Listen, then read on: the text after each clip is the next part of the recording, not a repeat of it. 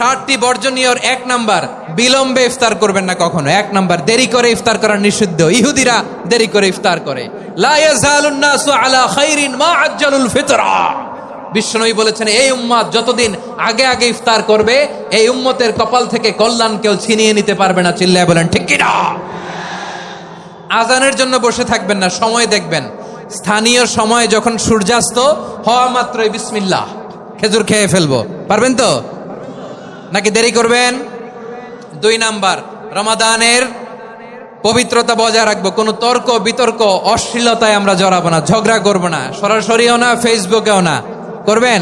কেউ গালি দিলে বলবেন ইন্নী ইমরুউন সায়েম, আমি রোজাদার। আল্লাহর হাবিব শিখিয়েছেন, কেউ যদি তোমার গালি দেয়, কটু কথা বলে, অশ্লীল কথা বলে, রমজানে তুমিও বলতে পারবে না। তুমি বলতে পারবা ইন্নী ইমরুউন সায়েম, আমি রোজাদার। আজকে থেকে নিয়ত করেন, রমজানে কেউ গালি দিলে আপনি একটা গালি দিবেন নাকি? কি বলবেন? রোজাদার, রমজানের পবিত্রতা আমি ভঙ্গ করতে পারবো না। অশ্লীল নাটক সিনেমা আমরা দেখবো না।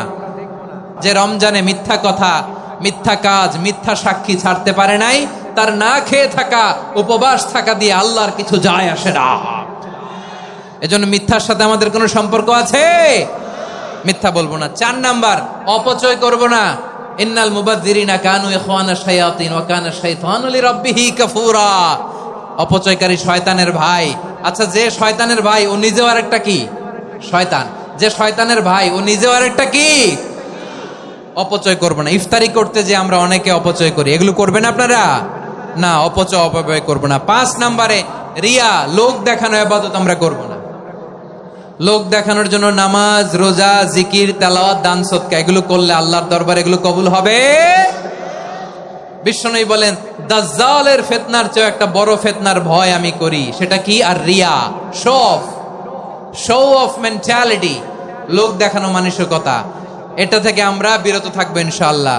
6 নাম্বার, অনেক গুরুত্বপূর্ণ। ব্যবসায়ী ভাইয়েরা, ব্যবসা করেন কারা কারা? হাত তুলে দেখান তো আমারে। মাশাআল্লাহ, হাত নামান। ব্যবসায়ী ভাইয়েরা, অনেক অসাধু ব্যবসায়ী আছে, রমজান আসলে নিত্য প্রয়োজনীয় পণ্যের মূল্য বৃদ্ধি করে দেয়। এরকম আছে না নাই? এগুলো করবেন না।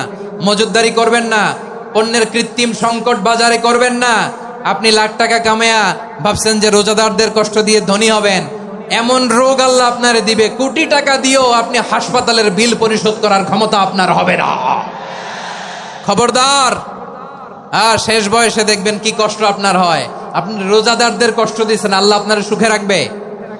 আল্লাহর দোহাই লাগে, আমার ব্যবসায়ী ভাইয়েরা এটা করবেন না। আরব বিশ্বে আমরা দেখেছি, আরব বিশ্বের ব্যবসায়ীরা সারা বছরে ব্যবসা করে, রমজানে ভর্তুকি দেয়। আর আমার দেশের কিছু অসাধু ব্যবসায়ী রমজানে গলাকাটা ব্যবসা করে আর সারা বছর সইটার উপর দিয়ে চলে। চিল্লায় বলেন ঠিক কিনা? করবেন না, এটা করবেন না। নিত্য প্রয়োজনীয়